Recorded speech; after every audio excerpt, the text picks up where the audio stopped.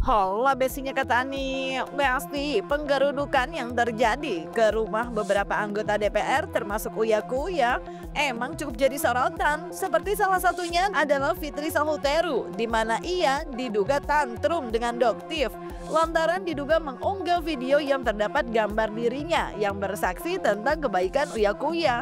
Tapi ternyata menurut Fitri video tersebut adalah video lama. Dalam unggahan akun TikToknya, Fitri yang tetap menegaskan kebaikan Uya Kuya ini pun bahkan menghimbau agar Samira yang diduga Doktif untuk fokus kepada statusnya sebagai tersangka daripada giring-giring opini cenah. Tuh, wakil rakyat yang menurut aku baik, bagus. Ih bener ya kamu ya, Doktif nggak ngerti loh pemikiran kamu. Kondisi lagi panas begini, kamu bisa bikin konten yang ngebelain yang namanya Uya Kuya. Ya, Doktif saksinya, dia itu koruptor waktu. Coba dong Uya Kuya bantah omongannya Doktif. Kan kamu bikin podcast di jam kerja, itu namanya koruptor waktu. Akhirnya kan kamu dinonaktifkan ya. Itu bahasanya nonaktif atau dipecat. Ya, coba dong. Coba Doktif tanya sama kamu, itu udah dipecat belum? Kok masih kamu belain? Hah? Berarti kamu lebih pintar daripada parpolnya, ketumnya gitu, ketum parpolnya. Hah? Sementara ketum parpolnya aja udah dinonaktifin ini Uya Kuyanya. Masih dibelain. Kamu gak mikirin tuh gimana perasaan masyarakat? Hah? Pernah nggak kebayang tiba-tiba mereka marah karena kamu tuh belain owner-owner skincare tukang flexing, nih masyarakat marah terus tiba-tiba geruduk rumah kamu? Pernah nggak kebayang kayak begitu? Ya jangan sampai ya, karena Doktif nggak pernah setuju yang namanya aksi penjarahan. Tapi pernah nggak kebayang tuh masyarakat yang kesel akhirnya datang ke rumah kamu, geruduk rumah kamu gimana? Kebayang nggak itu? Hah? Heran, bisa diem nggak? Bisa diem nggak? Terus udah, kamu jangan belain lagi owner-owner skincare tukang flexing yang udah ngerugiin ratusan miliar bahkan triliunan. Doktif punya hitung-hitungannya. Dari ngejual produk-produk yang overclaim, overprice itu. Gimana kalau masyarakat datang ke rumah kamu, ke rumah teman-teman kamu itu yang kamu bela-belain, gimana? Korban-korbannya itu nuntut duit mereka balik, gimana? Mau kayak begitu? Hah? Heran, bilangin juga tuh si panda itu, hewan pemakan bambu satu itu, ya, bilangin jangan suruh mancing-mancing. Masyarakat suruh bilang ambilin semuanya. Maksudnya apa? Ingat, dia pernah dibantu sama Uya Kuya. Hah? Panda, babunya SS. Kan pernah dibantu kamu sama Uya Kuya. Kok sekarang kamu senang rumah Uya Kuya dijarah? Gimana coba, inilah golongan-golongan manusia munafikun ya kayak begini. Oke guys ya, buat yang demo, Doktif doakan lancar. Jangan anarkis, sampaikan aspirasi kalian dengan cara yang baik. Oke guys ya, salam cerdas bareng Doktif, Dokter Detektif. Bisa diem gak lu pos? Diam. Ini ya kubu sampah nih ya, udah habis cara ya upload video lama aku belain Papi Uya. Itu video lama ya, apalagi nih si Samira nih, si dokter tersangka di Medan ya. Bukannya fokus kepada tersangkanya mau giring-giring opini, memperkeruh suasana. Kalau aku bilang Papi Uya baik, emang baik secara pribadi sama aku baik. Masalah buat lu ya. Kalau sekarang dia lagi ada kesalahan, dia juga manusia nggak luput dari salah. Ini oknum dokter Samira ini bener-bener nih ya, bukan fokus kepada masalahnya sendiri, sibuk aja ngurusin orang. Sinting. Nah Besti, kalau Fitri diduga tantrum ke Samira yang diduga merupakan Doktif, dalam unggahan barunya di TikTok Doktif terlihat memention akun Fitri Sahuteru sambil menanyakan apakah yang dimaksud ini adalah suaminya. Nah kalau dari videonya terlihat ada nama Chen yang disebut Besti dan diduga membahas perihal judo. Duh, ini diduga lagi sahut-sahutan atau cuma kebetulan aja ya Besti? Apa nih? Nih Chen dan Budi Setiadi ini datang ke sana niatannya untuk membangun konsorsium judol ke rumahnya Budi Ari. Nah ketika itu juga, tapi ini Budi Ari pada akhirnya tidak setuju mungkin karena akhirnya Chen hilang nih. Nah kemudian dia menyerahkan flash disk kepada Budi Ari, ini tolong diblokir nih situs-situs judol ini. Kenapa dia mau blokir kira-kira? Karena dia mau bikin satu. Nah, dia kompetitornya. Ya, dia mau untuk bikin dibunuh. Oke, paham. Pembunuhan inilah yang udah diblokir, terjadi, sukses. BA tanya, ini mana Cen-Cen kok nggak ada makasihnya gitu. Karena yang ini udah selesai dihapus. Yes. Yang ini diselamatkan. Yes. Lalu Tony dan Cen-Cen datang lagi. Bawa bungkus kopi itu. Menurut pengakuan mereka isinya 500 juta. Karena lumayan kan, disetor. Bicara soal Uya-Kuya sendiri, Besti, Roy Sakti dalam wawancaranya via Zoom dengan awak media ini pun mengatakan meskipun wajah Uya tidak terlihat ramah, namun disebut Roy Sakti, Uya pernah mengeluarkan dana pribadi hingga 200 juta untuk membantu memulangkan korban WNI yang ada di Kamboja beberapa waktu lalu. Terlebih menurutnya setahun belakangan Uya memang cukup aktif membantu para TKW yang mendapatkan masalah. Sehingga ia pun menyayangkan Uya yang sudah bekerja dengan baik harus mengalami hal seperti kemarin karena terlihat joget. Hingga menurutnya apa yang dialami Uya emang apes aja Cena.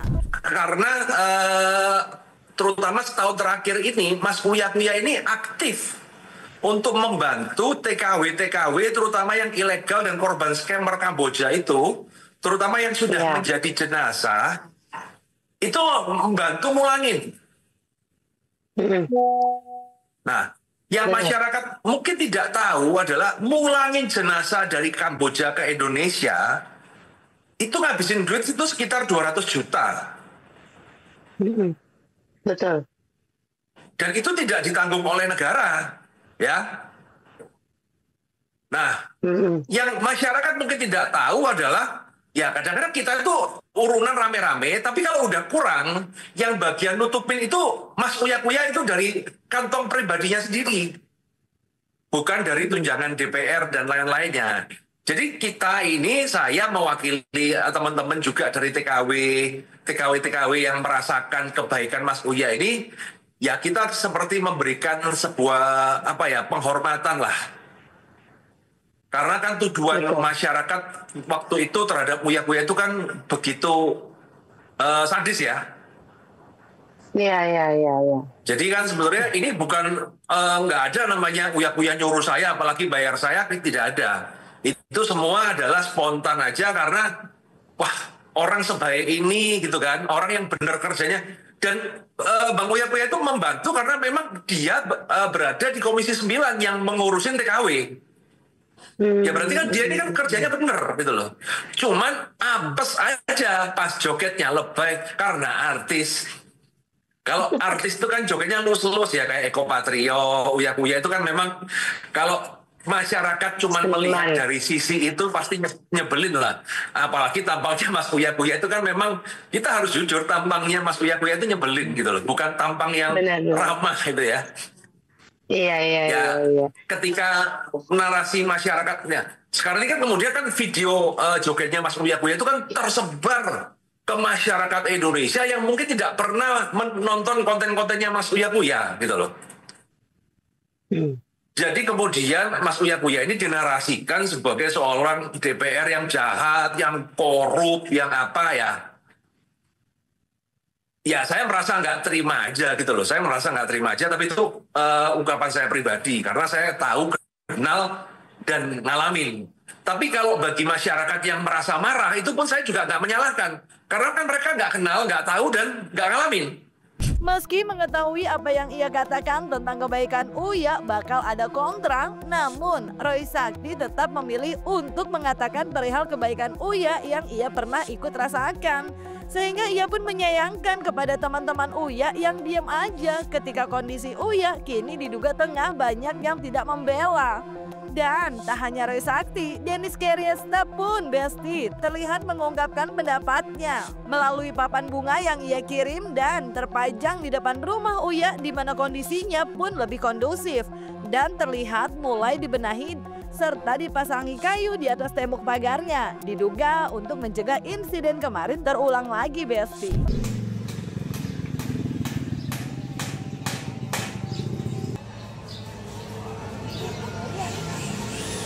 Padahal ada TNI loh, ada Babinsa.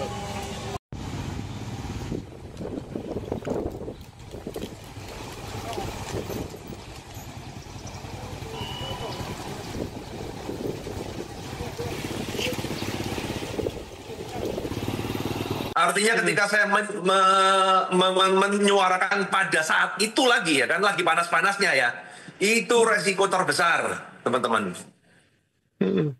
Kalau saya salah omong apa-apa ya bisa-bisa saya yang kena gitu. Itu memang udah resiko. Berarti ini emang murni untuk dari diri sendiri untuk membela Uya. Maksudnya bukan membela sih, dalam artian memang mengatakan sebenarnya Uya itu nggak seperti yang di-claiming. Yes, karena saya merasa adalah itu saya yang tepat gitu loh. Kalau ada yang bilang menjilat itu kalau orangnya lagi di atas gitu ya. Misalnya nih lagi kaya raya nih, Bang Ahmad Syaroni lagi kaya, mungkin Juragan 99, saya ngomong, oh ini pengusaha baik apa salah, dia lagi di atas, itu namanya menjilat. Tapi kan pada titik terbawah, kan kita berbicara Mas Uya ini kan karirnya itu kan jatuh sejatuh-jatuhnya. Bahkan saya yakin juga kawan-kawan akrabnya pun nggak berani speak up gitu loh. Saya merasa iba aja. Goal saya adalah saya biar Mas Uya ini nggak kapok gitu loh. Karena pada titik terbawah ternyata masih ada kawan-kawannya yang belain. Dengan resiko yang mungkin akan dihujat, tapi tetap ada yang belain. Jadi tujuan saya adalah apa? Supaya Mas Uya ini tidak berhenti untuk berkarya walaupun dia tidak menjadi DPR. Jadi dia kan masih ada penghiburan lah dari kawan-kawannya. Karena biasa kan, Mbak, kalau pas kita lagi di atas itu kan banyak yang mendukung kita, banyak yang mendukung. Begitu ada masalah semua menjauh gitu.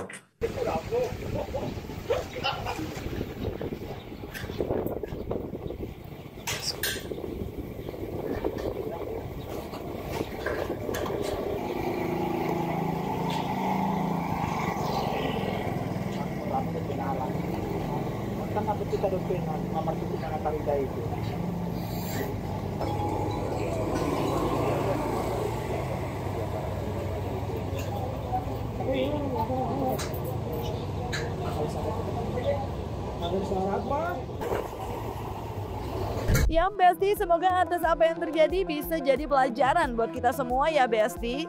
Dan semoga negara kita tetap selalu kondusif dan damai. Serta para wakil rakyat bisa makin amanah dan tuntutan yang disuarakan rakyat bisa dipenuhi. Jangan lupa like, subscribe biar bisa dapetin video berita kece lainnya. Cuma di Kata Ani Besti. Pasti Kata Ani dong.